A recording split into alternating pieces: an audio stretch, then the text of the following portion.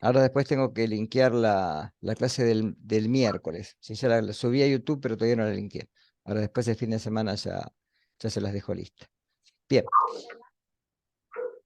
ya puse a grabar, sí. Bien. ¿Se ve el PowerPoint de fondo? Sí.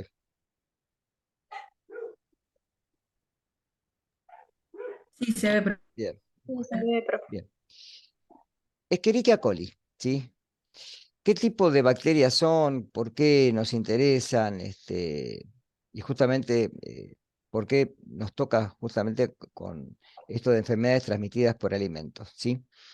Escherichia coli es una bacteria que el género, o sea, Escherichia y fundamentalmente la especie coli, es un género que ha sido muy estudiado a nivel científico.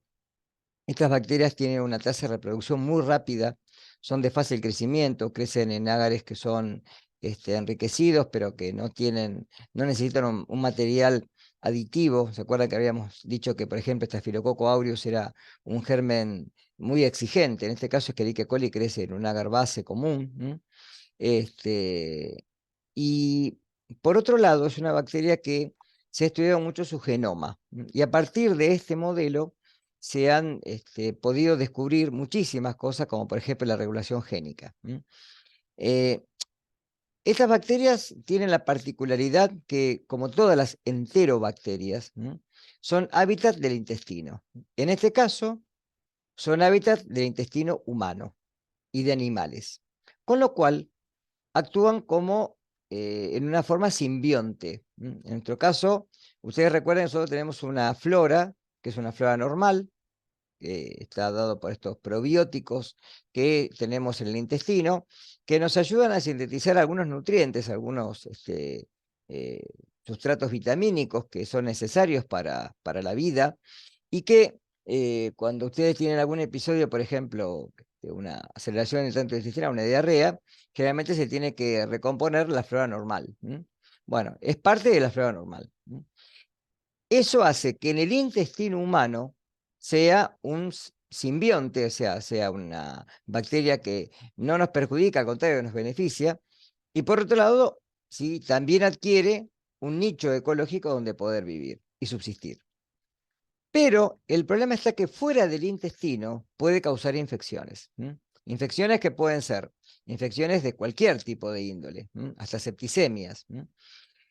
En el caso nuestro, vamos a ver que hay ciertas cepas que dependiendo del grupo etario o digamos, del tipo de individuo, pueden ser patógenos. Con lo cual, no todas las cepas de Escherichia coli son patógenas, ¿sí? Pero algunas sí. Justamente las que vamos a ver hoy son esas. Bien, entonces, ¿qué tipo de bacteria es? ¿Qué tipo de germen es?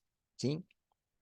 Yo recomiendo que obviamente también después vean la otra clase, porque tal vez dije algún, siempre les recomiendo cuando hay más de una comisión que vean las dos clases, porque a veces por ahí digo cosas que en una clase no las digo, en otra las menciono. Entonces les queda una clase mucho más general.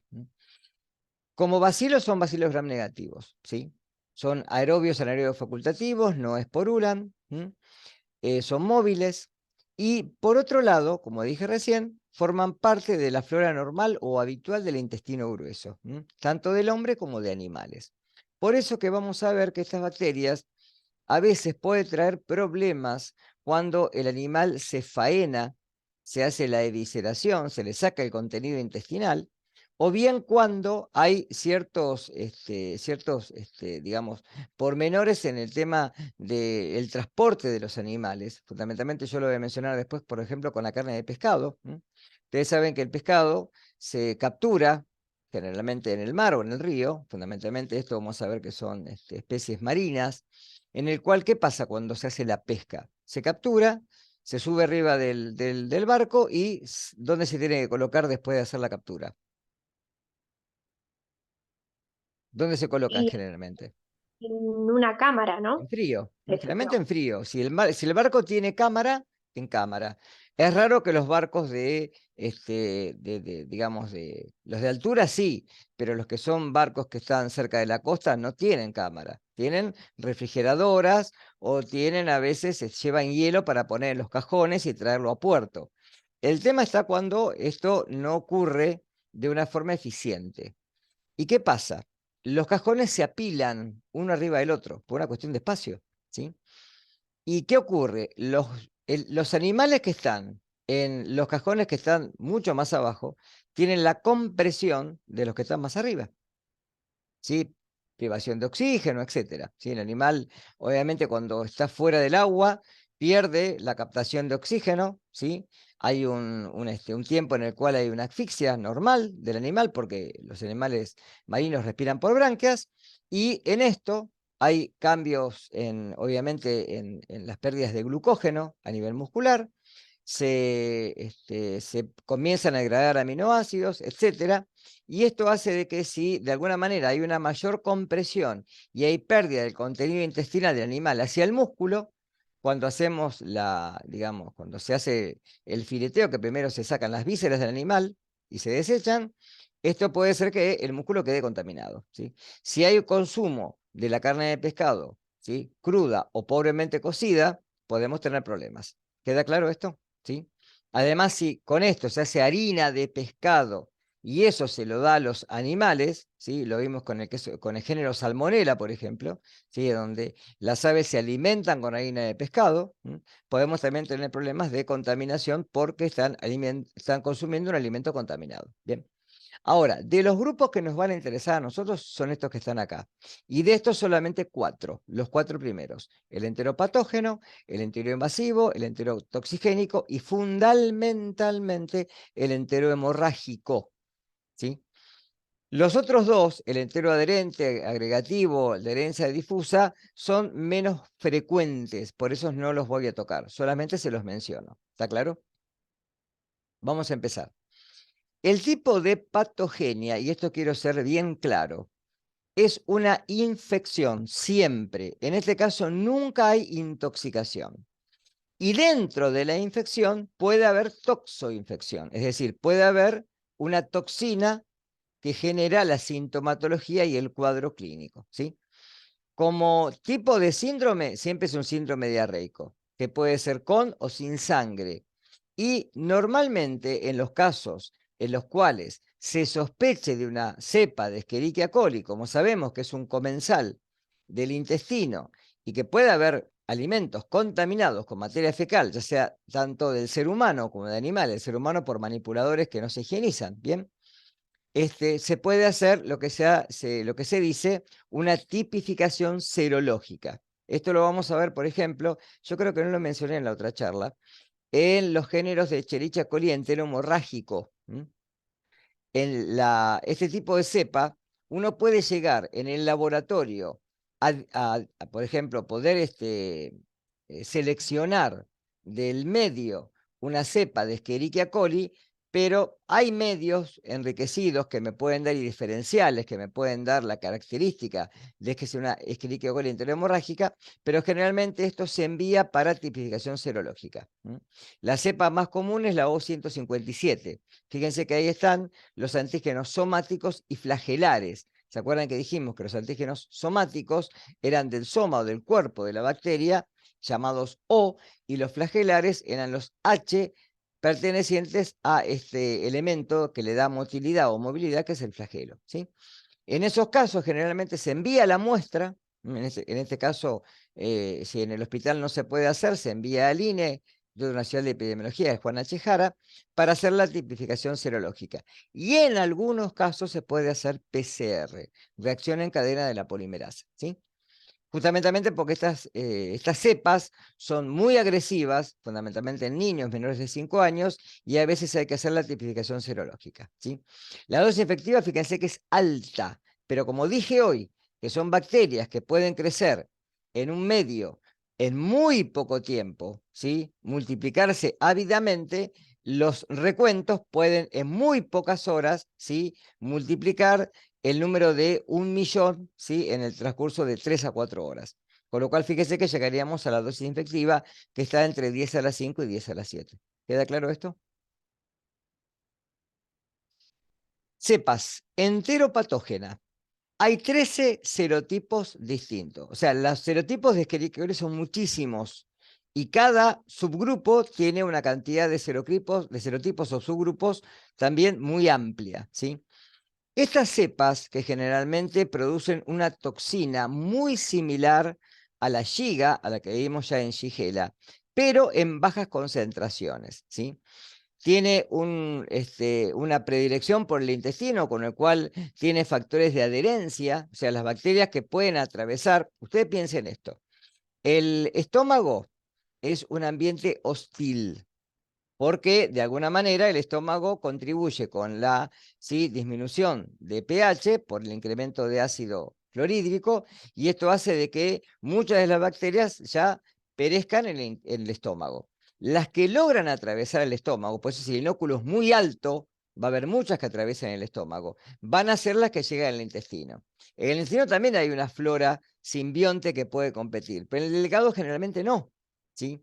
Con lo cual, acá tenemos que en el delgado, estas bacterias se pueden adherir a las microvellosidades y generar una diarrea invasiva.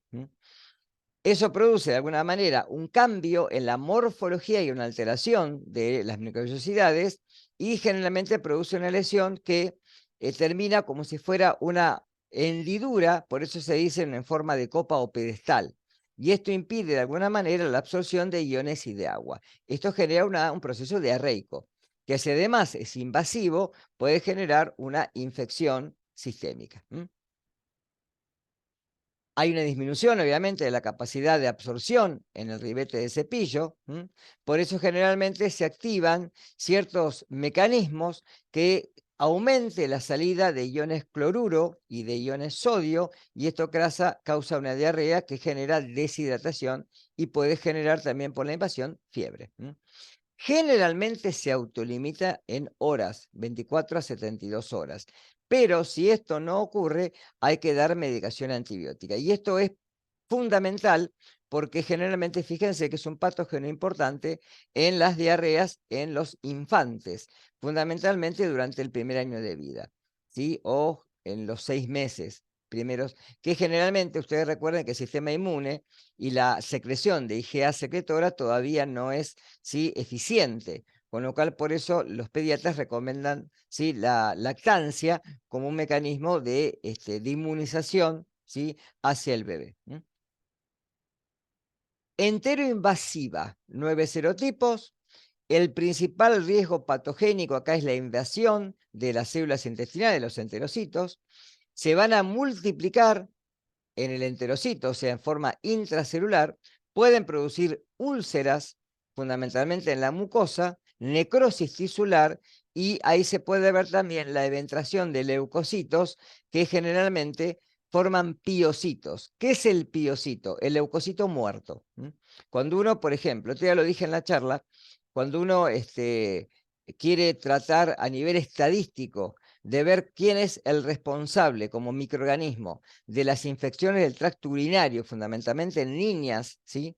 Vamos a ver que es Escherichia coli, es esta bacteria, que como está en la materia fecal, y a veces no hay una buena higiene porque no hay todavía el cuidado de hacer una buena higiene de los genitales, en niños fundamentalmente estoy hablando, ¿sí? Esto ocurre que esta bacteria pueda llegar digamos, a la mucosa vaginal y infectarla, con lo cual infecta los uréteres, la uretra de los uréteres, y puede ser una infección baja, o sea, a nivel del uréter, de la uretra, perdón, de la vejiga, o a vía ascendente uretral, o hasta de alguna manera ureteral y también renal.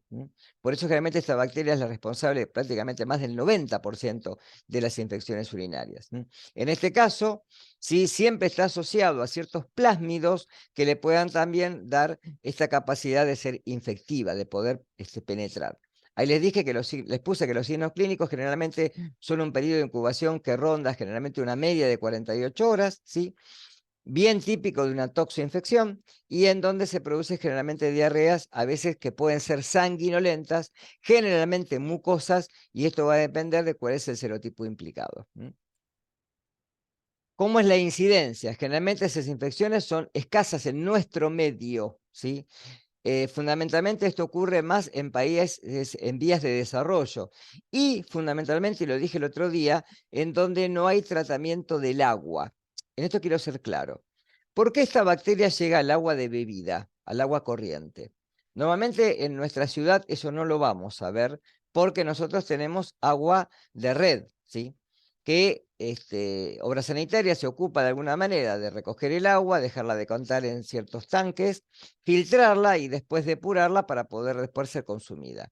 En los lugares donde hay agua de pozo o donde el agua se puede obtener de otro medio, que no es la red general, ¿sí? Puede pasar que el agua se contamine por los pozos ciegos, ¿sí? Porque se rompen de alguna manera, se fracturan por los cambios de temperatura, frío-calor en distintas estaciones, se fractura la cámara séptica y esto puede hacer que de alguna manera las bacterias drenen hacia el suelo y de ahí contaminen la napa freática. Y esto es que el agua que nosotros estamos de alguna manera bebiendo está contaminada por los pozos. Y esto ocurre generalmente en los lugares donde no hay agua potable, ¿sí? De red, sino que el agua se saca a través de perforación, a través de los pozos, y esto puede generar consecuencias, ¿sí? Como ecología hay alimentos implicados, generalmente alimentos frescos, carnes o alimentos vegetales, ¿sí? Fundamentalmente los vegetales cuando el regadío se produce con agua que está contaminada, como mencioné recién, ¿sí? Como control, siempre prestar mucha atención y mucho cuidado con la contaminación fecal directa, por eso lavarse las manos antes de preparar o consumir alimentos, esto es una buena regla higiénica, pero que también tiene que estar acuñada en los manipuladores de alimentos, ¿sí? Y además evitar también la contaminación cruzada. Cepas enterotoxigénicas. Acá tenemos que estas bacterias, una vez que atraviesan el estómago y llegan al intestino, secretan dos tipos de toxinas. Una toxina termolábil y una toxina termoestable. Que en conjunto, lo que van a hacer es adherirse a receptores de membrana de, digamos, de proteínas que están vinculadas con proteínas G, que lo que hacen es activar el sistema de adenilato ciclasa, y esto hace que se produzca como segundo mensajero el AMP cíclico. No sé si esto lo vieron el año pasado en biología. ¿Vieron algo de esto? De mensajeros, de primer mensajero y segundo mensajero, mensajero secundario. Por ejemplo, la contracción muscular, como que el calcio es un segundo Eh, mensajero. no, un poco me parece, pero no mucho, no Lo- mucha en a profundidad. ver, nosotros en la membrana tenemos receptores de membrana, ¿sí? Cuando se habla de transducción del mensaje, se dice que cuando la proteína, en este caso, vamos a suponer que es una hormona, se pega al receptor de membrana, ¿sí? Lo que hace es pegarse con baja afinidad. Por eso es como el timbre, lo toco y lo suelto, lo dejo, ¿está? Estas proteínas, estas toxinas, se adhieren al receptor de membrana y le inducen un cambio conformacional que hace que las proteínas G que se encuentran del lado interno de la membrana se muevan de lugar, y, como si fuera digamos, el mensaje común de la célula, y esto activa la amplificación en cascada de la formación de AMP cíclico por el sistema de adenilato ciclasa y proteínas G. ¿Qué ocurre con esto? El AMP cíclico, que es un mensajero intracelular, produce la apertura de canales de sodio y de cloruro, con lo cual ahora estos iones van a salir de la célula. Cuando salen de la célula, todos los iones salen solvatados, salen con agua, porque están ionizados, ¿sí? Al estar ionizados necesitan estar rodeados, esto lo vimos el año pasado en química, de moléculas de agua para poder estar solvatados, si no, no están solvatados, ¿sí? Con lo cual van a salir de la célula, pero salen con agua. Con lo cual el paciente no solo pierde electrolitos, sino que pierde agua. Con lo cual se deshidrata a través del proceso diarreico. Y esto genera un proceso en el cual hay que reponer no solo electrolitos, sino agua en el organismo. Por eso hay que recomponer el equilibrio hidroelectrolítico. Esa es la palabra. ¿Está? ¿Quedó claro esto? Las proteínas poseen distinto peso molecular, ¿sí? La termolábil tiene un peso molecular de 86.000 Dalton, o sea, es de alto peso molecular, y la termostable, que está dividida en dos subunidades, A y B, ¿sí? Tiene bajo peso molecular de 2.000 y 5.000 Dalton respectivamente, ¿sí? Igual en el intestino esto no importa. Esto solamente si uno lo pudiera ver a fines analíticos, si uno pudiera calentar el alimento, destruir la bacteria y destruir la toxina, ¿sí? De las dos, la única que se va a poder destruir con tratamientos térmicos es la termolábil. La termoestable no, porque es de bajo peso molecular. Recuerden esto, ¿sí? Toda toxina de bajo peso molecular no le afecta generalmente el calor. Las de alto peso molecular sí, porque son proteínas y se desnaturalizan igual que las proteínas de cualquier índole. Lo que se sabe es que la toxina termoestable de tipo A se une al receptor, aumenta la actividad de guanilato ciclasa y eso hace que el GTP se transforme en GMP y este actúa, ¿sí? Ciclándose como, perdón, haciendo que el AMPC se cicle. Y esto hace de que el cloro y el sodio salgan como iones acompañados con agua. Periodo de incubación, fíjense, 12 a 72 horas, típico de una toxoinfección. La diarrea puede ser de alguna manera severa, puede ser explosiva, o sea, en muy poco tiempo perder una gran cantidad de materia fecal en forma líquida. Puede haber fiebre, dolor abdominal con cólicos por el, digamos, el acompañamiento de la musculatura intestinal para poder evacuar. Generalmente los vómitos son muy raros, fíjense, esto es muy diferente a una intoxicación. Y se autolimita generalmente en un periodo que puede llegar a una semana. Generalmente en niños, cuando están malnutridos, puede durar mucho más y puede afectarlos, fundamentalmente si son muy chicos, menores a 2 años. ¿Sí?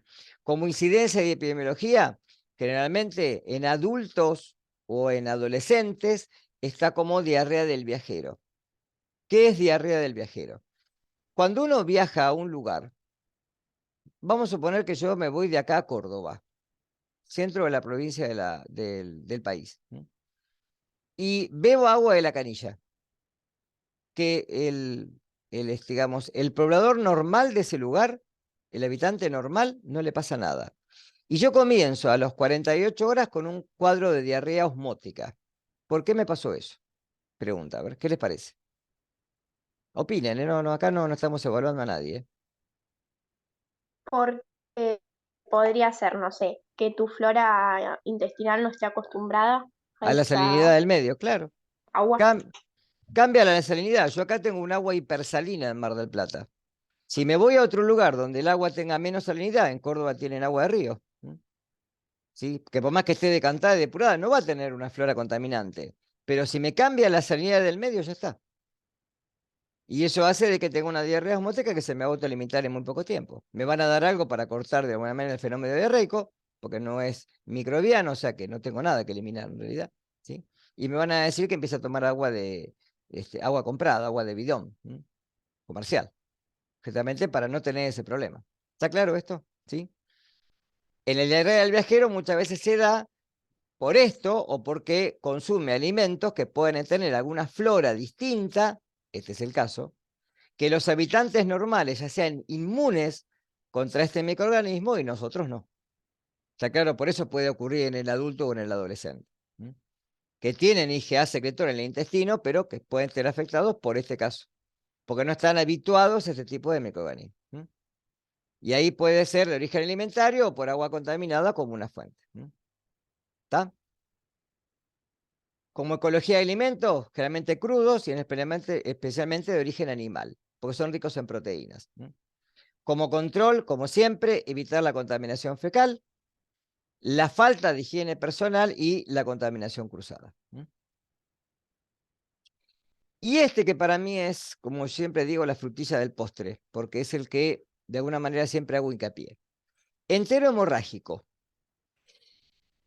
Esta bacteria, que generalmente uno la conoce como Escherichia coli o 157, es una bacteria que ancestralmente ha adoptado infecciones por fagos, es decir, por virus que infectan bacterias, y que les han dejado como herencia la particularidad en los plásmidos de estas verocitotoxinas. La palabra vero viene de que estas toxinas, ¿sí?, se producen cuando, de alguna manera, células cultivadas en vitro de riñón de mono verde africano, de ahí la palabra vero.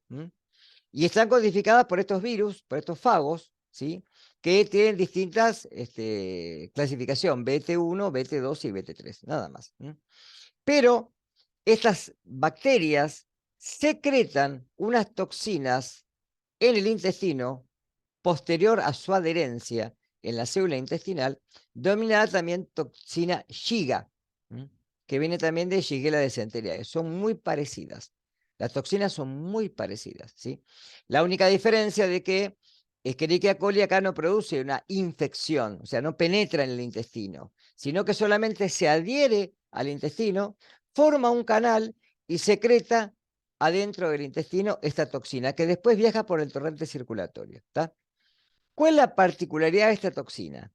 Que se va a adherir a los capilares sanguíneos muy finitos que hay digamos, en las terminaciones donde llegan los últimos eritrocitos y actúan como una gilet.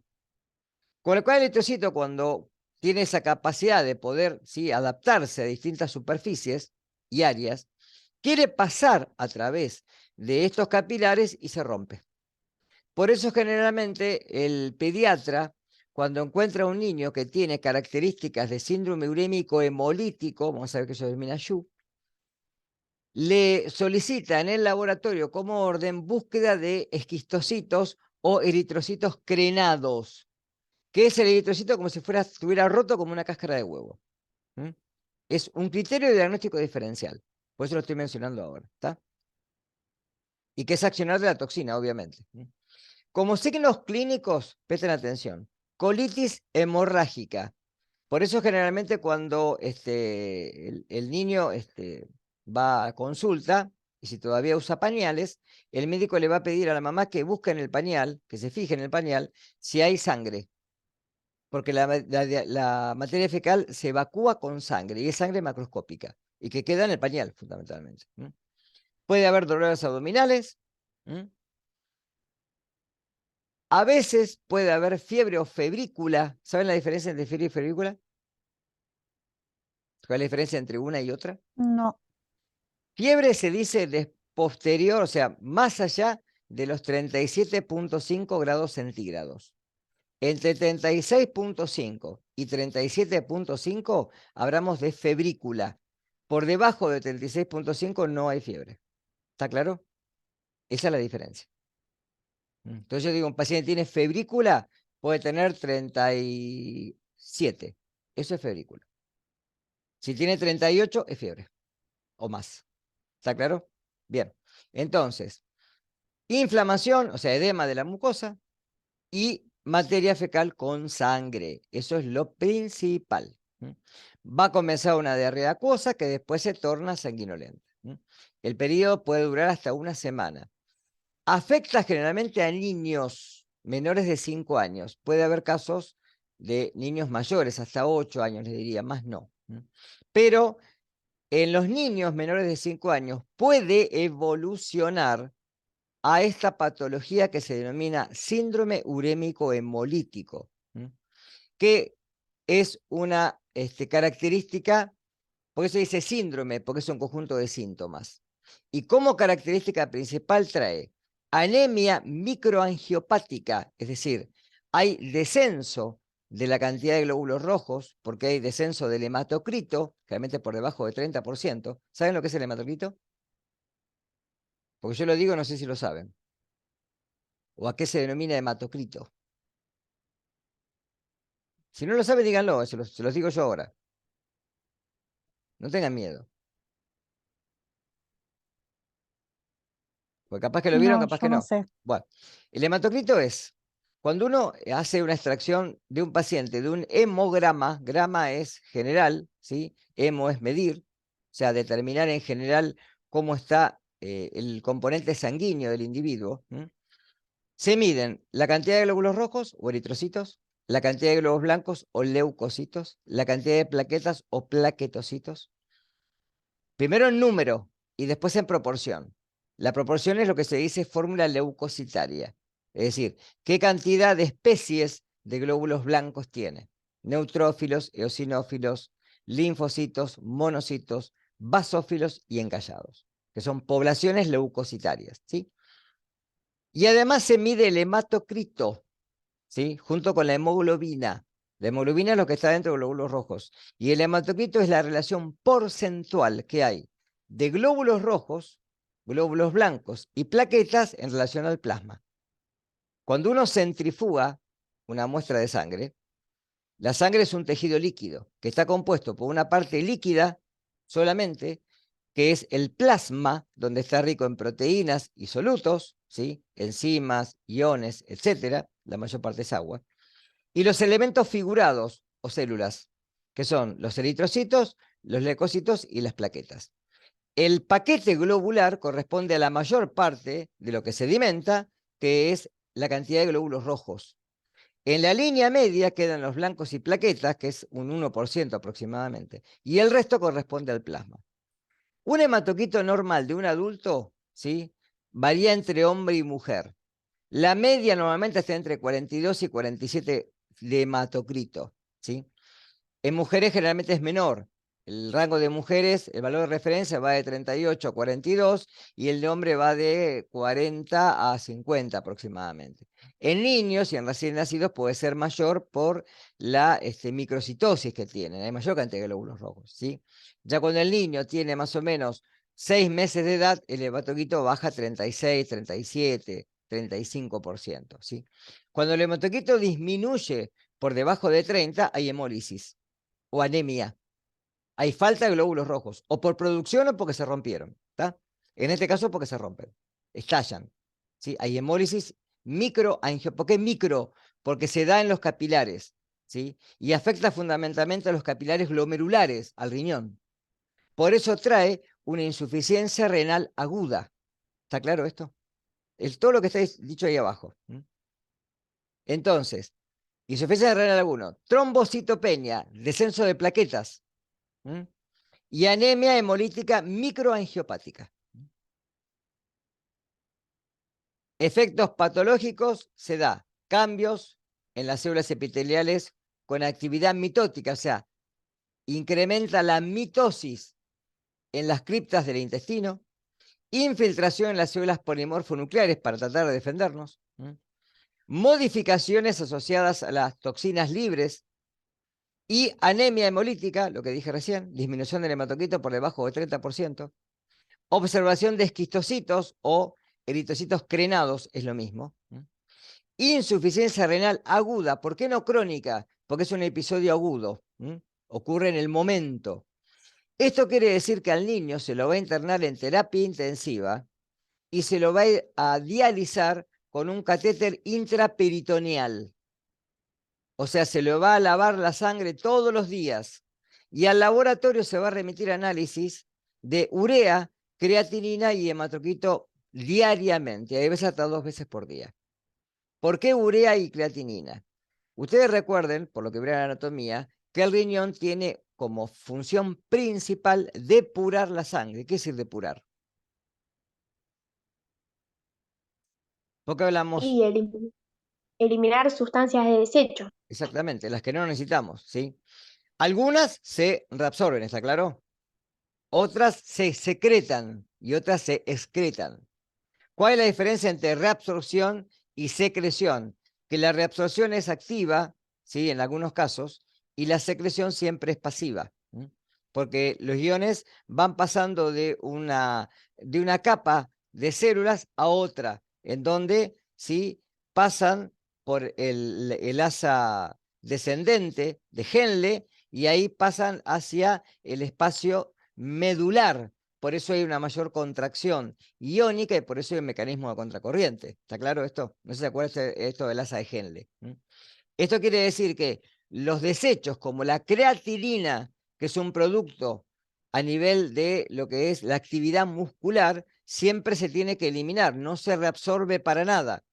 Si se empieza a acumular, fíjense que acá estamos hablando de mayor a 8 miligramos por decilitro, cuando la creatinina en un adulto está entre 0,8 y 1,4, y en un niño entre 0,7 o 0,6 y 1,2, como una mujer, por menor masa muscular. Con lo cual acá estamos hablando de una acumulación de la creatinina que si no la eliminamos es tóxica. ¿Y por qué decimos síndrome urémico hemolítico? Porque la urea también se reabsorbe una parte, pero no toda, la mayoría se elimina. Y acá se empieza a acumular igual que la creatinina. ¿Quedó claro esto? ¿Sí? La mayoría se recupera fundamentalmente después de la diálisis. Algunos pueden tener secuelas, por eso generalmente van a ir al consultorio de nefrología periódicamente para hacerse chequeos de laboratorio, como por ejemplo hacerse un clearance de creatinina en donde se evalúa justamente la depuración de creatinina endógena, como un índice del filtrado glomerular. ¿Está claro esto?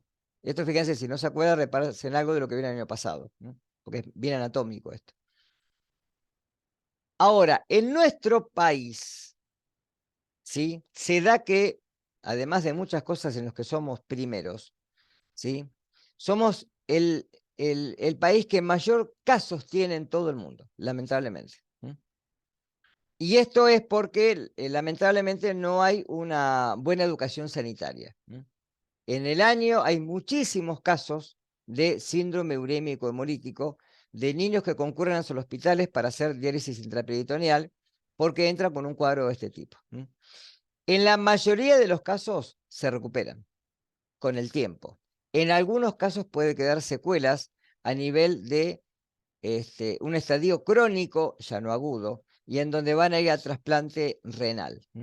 Ahí van a encontrar en la filmina y van a encontrar también, que yo lo linké porque me decían que los chicos que el año pasado no estaba, puede ser. Ya les puse los links abajo de 2 videos para que vean, por favor, que tienen que ver con la realidad argentina en este caso de síndromes. Uno que es de un noticiero y otro que es de una médica pediatra que está hablando justo de este tema. ¿Está? Por favor, después véanlo. Como periodo de incubación generalmente es variable, va a depender de la cantidad de bacterias ingeridas, de la edad del niño, etcétera. En el adulto, fíjense que no hay malestar, es decir, que hay un periodo asintomático en el después, no hay consecuencias. Puede haber una diarrea acuosa, pero nada más. Igual es rara la enfermedad de adultos. Y generalmente se autolimita solo. En los casos en los cuales después hay tratamiento, obviamente, a nivel quimioprofiláctico. Como incidencia de epidemiología se transmite generalmente por materia fecal. La transmisión persona a persona es rara, puede ocurrir en edad preescolar, en infantes, porque ustedes saben que los chicos no tienen una buena higiene todavía sanitaria, por una cuestión de maduración nada más, pero no por otra cosa, y esto también puede ocurrir. Acá están estos links se los tienen en la plataforma, para poder verlos, ¿está? Así que después, por favor, tómenselo como un deber, mirarlos. Bien, vamos a la otra. ¿Voy muy rápido? Pregúntenme si tienen algo, por favor, ¿eh? Porque yo cuando no hablan, sigo. Eh, ahí está. Ahora muestro.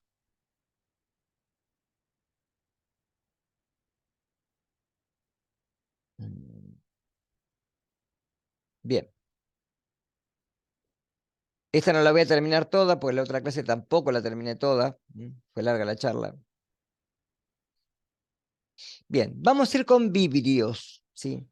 Estas bacterias que tienen forma de coma, como si fuera una media luna, tienen la característica de que se reproducen en el agua, muchas de ellas. Y que además, también pueden quedar en animales de origen marino. Y como dijimos recién, si no hay una buena higiene a nivel de la limpieza del animal, cuando se hace la manufactura para el producto final, que es el que consumimos nosotros, puede haber contaminación del alimento y después puede ser ingerido cuando se ingiere de forma cruda o pobremente cocida. ¿Está? Los vibrios son muy particulares y hay una cepa, que es la de Vibrio cholerae, que produce esta enfermedad que se denomina cólera, que ha dado varios y graves episodios de epidemias a nivel mundial.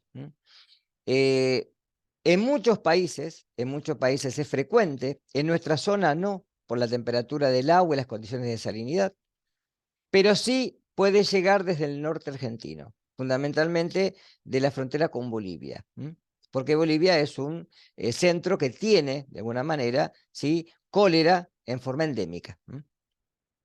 Bien, familia Vibrionaceae, ¿sí? Son bacilos también gram negativos, anaerobios facultativos, ¿sí?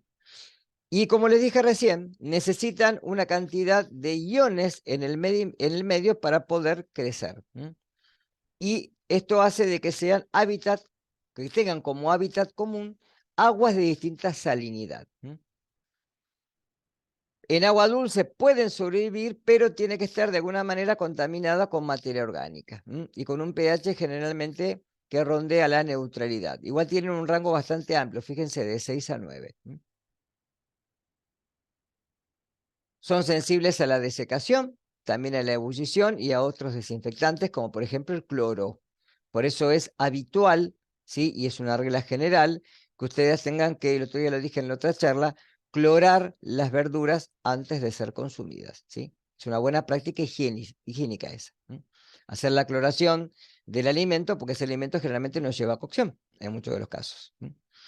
Las cepas que generalmente vamos a ver son las cepas que afectan a gran cantidad de gente urbana, que son las cepas de Vibrio cholerae. Estas cepas de Vibrio cholerae han traído, como les dije hoy, epidemias y han sido estudiadas, ¿sí?, a nivel mundial, y de alguna forma, ¿sí?, vamos a ver que hay ciertos trabajos, como el de John Snow, que fue un trabajo épico, histórico a nivel epidemiológico, y por eso a John Snow se lo bautiza o se lo denomina como el padre de la epidemiología.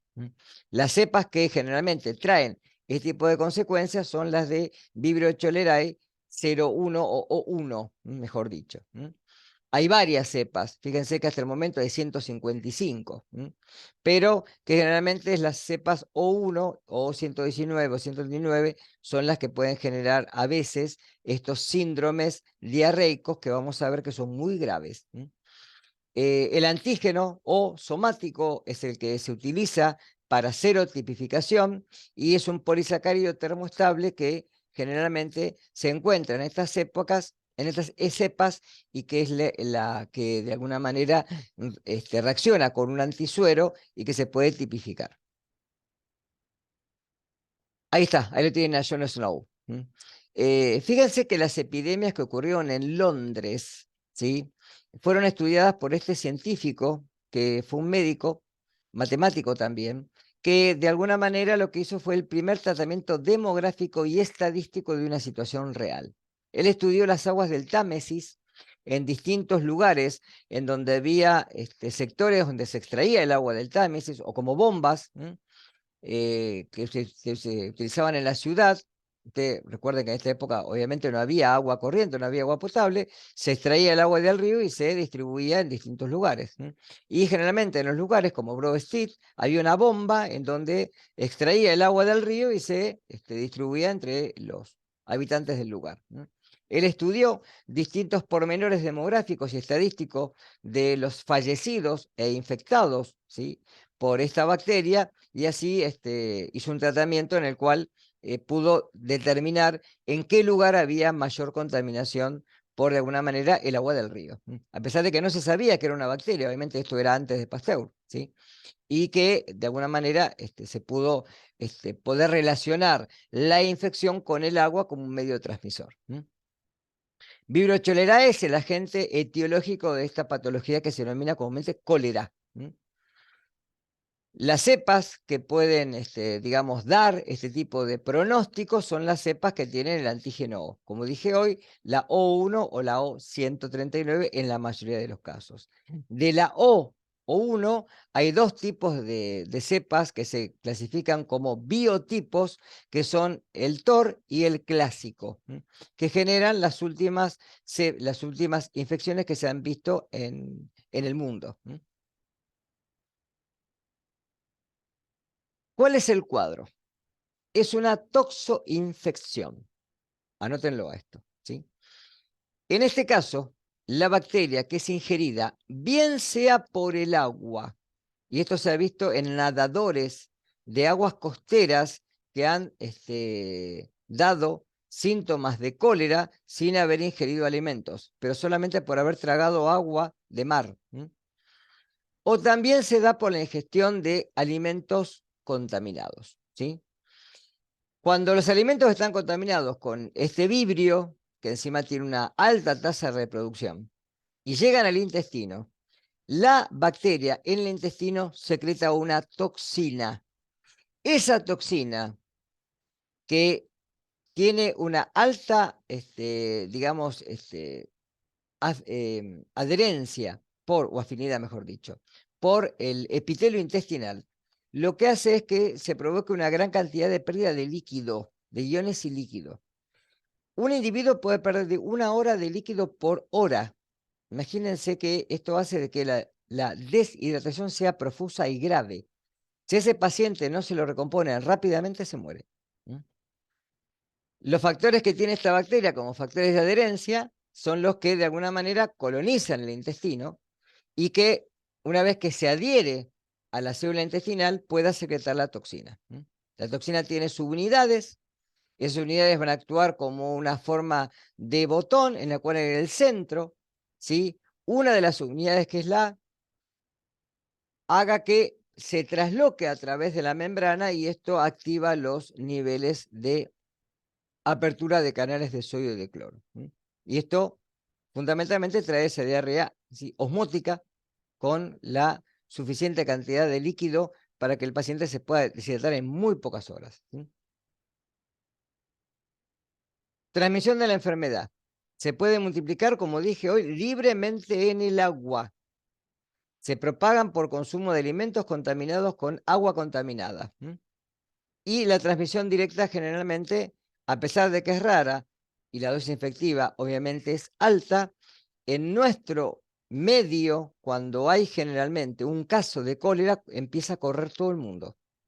Porque se pueden contaminar las napas freáticas, fundamentalmente la periferia, donde no hay agua potable, agua de red, y esto puede traer una consecuencia muy grave. La dosis infectiva generalmente es alta, porque generalmente estas bacterias no pueden atravesar en su mayor parte, ¿sí?, el estómago, pero las que lo pueden atravesar generan la toxina en el intestino. ¿Cómo es el cuadro? Generalmente va de una colonización asintomática, donde el paciente no siente síntomas, a una enfermedad diarreica leve, hasta que puede llegar a ser mortal en muy pocas horas, ¿sí? Periodo de incubación de 2 a 3 días. Típico, fíjense, de una toxoinfección, 48 a 72 horas. Puede haber bruscamente diarrea y vómitos. Las heces, y esto es una característica fundamental, se vuelven inodoras e incolaras. ¿Por qué? Porque no hay nada en el intestino. Se evacúa agua muy rápidamente, con lo cual comienzan a tener este aspecto de agua de arroz, en donde se dejan de cantar y automáticamente hay muy poco sedimento y mucho sobrenadante en la superficie. Y acá es lo que les dije, la tasa de mortalidad puede ser muy alta. Acá está, pérdida importante de líquidos, trae deshidratación, esto puede generar una acidosis metabólica, porque obviamente se pierde mucho bicarbonato a nivel intestinal. Pérdida de potasio, hipocalemia, eso quiere decir pérdida de potasio. Y shock hipovolémico. ¿Por qué hipovolémico? Porque hay muy poca agua a nivel, ¿sí?, celular. Se pierde mucha agua. Y esto generalmente es lo que trae como consecuencia, ¿sí?, el shock, de alguna manera, la pérdida, digamos, de la voluntad y la postración, y obviamente después la muerte por paro cardiorrespiratorio. La toxina calórica es de 2 tipos, A y B, como les dije hoy. La subunidad B se va a unir a los receptores gangliósidos 1 de la célula CPD del intestino. Y la subunidad A es la que penetra directamente por el centro, porque esta forma como si fuera un botón. Y al penetrar por el centro, activa los niveles de adenilatoxicasa, como les dije hoy. Y esto hace que el agua, junto con los electrolíticos, se evalúe rápidamente. Y ahí está lo que les puse hoy. El agua se pierde a nivel de 1 litro por hora. Imagínense que en 10 horas estamos perdiendo 10 litros de agua. ¿Cuánto se pierde generalmente por evaporación y sudoración a nivel normal, por ejemplo, en un periodo estacional medio? ¿Cuánto perdemos por sudoración, por la orina y por materia fecal? En forma normal, aproximadamente.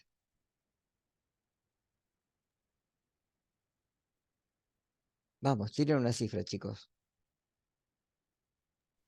2. 2 litros, 2 litros y medio, a 3. Eso va a depender de la época del año. Generalmente en verano tenemos más pérdida de líquido que en invierno. En invierno lo guardamos por el calor específico del agua. Por eso retenemos de esta forma calor. En invierno, sí, eliminamos más líquido. Por eso generalmente en verano, perdón. Por eso en verano también ingerimos más líquido que en invierno. ¿Está claro? Siempre recuerden que la ingesta tiene que ser igual que la excreción de agua. Por eso generalmente un individuo tiene que beber aproximadamente entre 2 litros a 2 litros y medio, 3 litros de agua por día, dependiendo de la estacionalidad del año. ¿Está claro esto? No se lo olviden nunca eso. Acá está cómo actúa la toxina. Fíjense, este es la célula intestinal. Acá tenemos el circulatorio, o sea, la parte, digamos, de la parte apical celular, ¿sí? Y lo que ocurre es que la toxina, ¿sí? Esto es la forma normal, ¿sí? El sodio entra a la célula porque está, de alguna manera, a favor del gradiente de concentración, ¿de acuerdo? Por canales de sodio. Acá la toxina se va a pegar a los receptores GM1 y produce directamente, ¿sí? Cuando está secretada por la bacteria, que se activen los niveles de lenatociclasa, el ATP se transforma en AMP cíclico. Sí, recuerden que el ATP se transforma en ADP, en AMP, y si el AMP se puede ciclar, actúa como un segundo mensajero. Y esto hace de que los niveles de sodio no puedan entrar a la célula, ¿lo ven? Y que el cloro sea, para poder mantener el gradiente osmótico, que el cloro se evacúe de la célula. Esto genera una cantidad de cloro sodio en el lumen intestinal y esto produce directamente, ¿sí?, la salida de agua conjuntamente con la diarrea, que forma la diarrea, mejor dicho. ¿Está?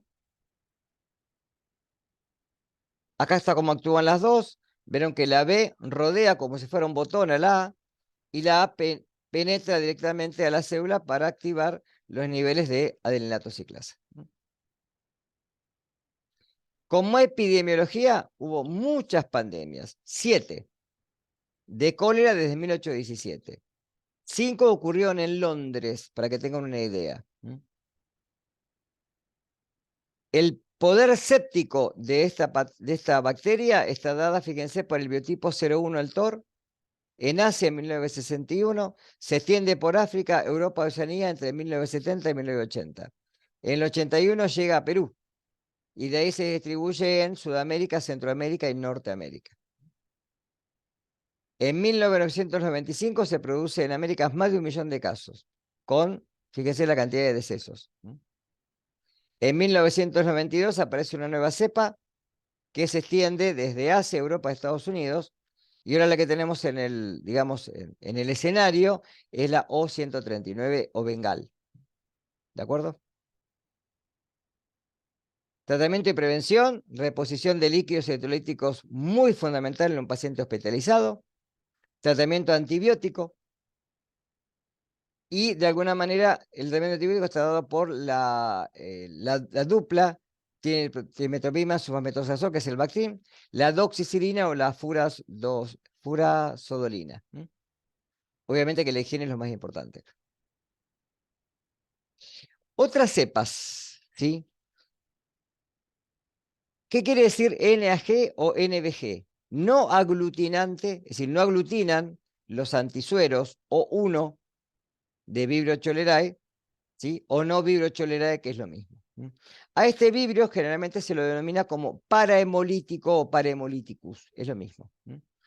Son bacilos gram negativos, anaerobios facultativos, no esporulados, son oxidasa positivos y son halófilos, o sea, necesitan una cantidad de sal para poder vivir. La dosis efectiva es bastante alta, 1.000.000 de bacterias por gramo por mililitro de alimento. Como cuadro patológico, invaden directamente la mucosa intestinal, producen un espectro de toxinas bastante variado, y generalmente está presente una hemolicina termoestable que causa beta-hemólisis. Después no sé si en el práctico van a ver lo que es la alfa-hemólisis, la beta-hemólisis y la gamma-hemólisis. La beta-hemólisis forma generalmente un halo color verdoso, porque se transforma la bilirrubina en biliverdina. Y la beta-hemólisis es la hemólisis franca o verdadera, en donde sí se ve la hemólisis directa, donde uno puede ver el aspecto rojo, ¿sí?, por la salida de la hemoglobina del eritrocito. Y de alguna manera no es el único factor de patogenicidad y esto depende mucho de la cepa. Como signo clínico, periodo de incubación bastante variable. Puede causar diarreas profusas, puede haber náuseas y aumento del punto termostático, fiebre. Y se autolimita generalmente de 2 a 5 días. Como incidencia y epidemiología, es muy prevalente en países con aguas costeras cálidas. Por eso no es nuestro caso. Además de la temperatura, también juega como papel fundamental, como dije hoy, la concentración de agua, de materia orgánica en el agua, la salinidad, la asociación a organismos marinos, fundamentalmente bentónicos, o sea, de la costa, y asociación con sedimentos. Alimentos implicados, fundamentalmente alimentos de origen marino, obviamente consumidos crudos o pobremente cocidos. Ustedes recuerden que estas bacterias son termosensibles, no resisten el tratamiento térmico. Se pueden multiplicar perfectamente en los animales, en el intestino. Por eso se puede contaminar el animal y después se puede contaminar la carne por refrigeración, si no está refrigerada. Como medida de control, cocción o refrigeración rápidamente.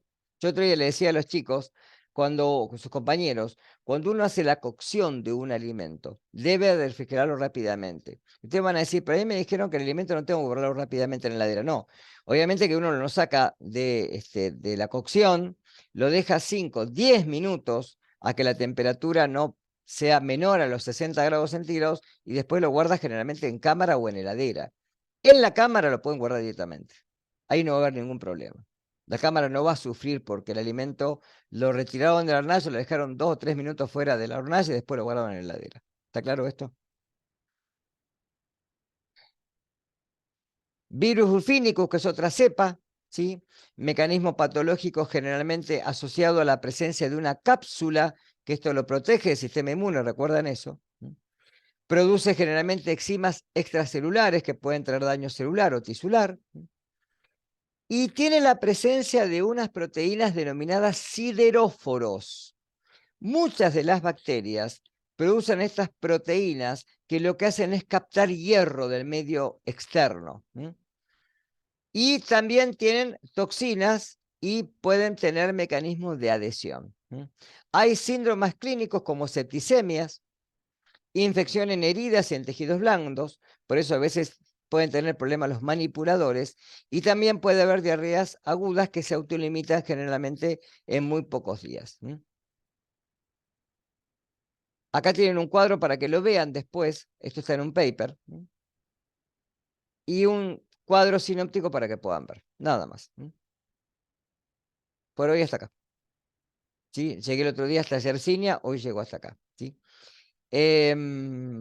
¿Pudieron hacer algo del cuestionario? ¿Alguna pregunta tienen sobre el cuestionario que vieron ya, que tenían la plataforma para poder hacer, que la clase pasada no habían hecho nada? Piensen que no nos queda mucho. Recuerden que dentro de poco se viene el parcial. Vayan haciendo resúmenes, vayan haciendo cuadros sinópticos, tienen mucho material para leer, además de las clases. Escucho preguntas. Yo las Eh, hice y no tuve ninguna duda por ¿Ninguna? el ¿Nada? momento. No, Bien. no. Sofía, no, Magalí. yo tampoco tuve No, no. dudas. Bien. Vayan haciendo un cuadro comparativo en relación a las bacterias que vamos viendo, colocando si son gram positivas, gram negativas, si son aerobiologías facultativas. Fíjense que las mayorías tienen un tipo de característica muy similar, ¿sí? Pero después tenemos diferencias en los cuadros clínicos, ¿sí? Porque, por ejemplo, cuando hablamos de estafilococo aureus, dijimos como si cuadro principal, ¿cuál? Vómitos violentos, ¿sí? Cuando hablamos de Shigella, ¿sí? El síntoma principal, diarrea sanguinolenta y aparte invasión, ¿sí? A los tejidos, ¿sí? Extraintestinales.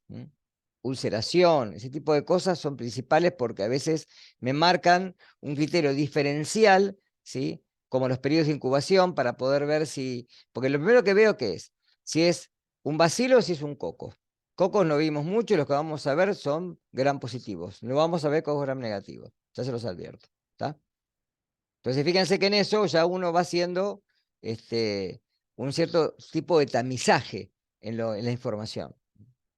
Bacilos, muchos bacilos gram negativos, ¿sí? La mayoría que vamos a ver no esporulados.